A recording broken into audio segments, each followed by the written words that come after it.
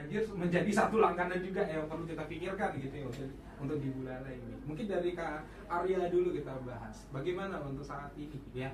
Kita melihat perkembangan dan pembahasan terakhir masih menjadi ini juga nih, takutnya ada kebakaran hutan dan sebagainya gitu kan.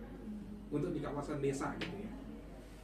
Baik, terakhir ini di Buleleng memang tantangan di Yohana Majelis Desa Adat, kita beberapa kali Pak Suci, bahkan kesadaran kerama kita sendiri sebagai orang pura ini kan sangat minim. Nah ini dia nih. Sangat.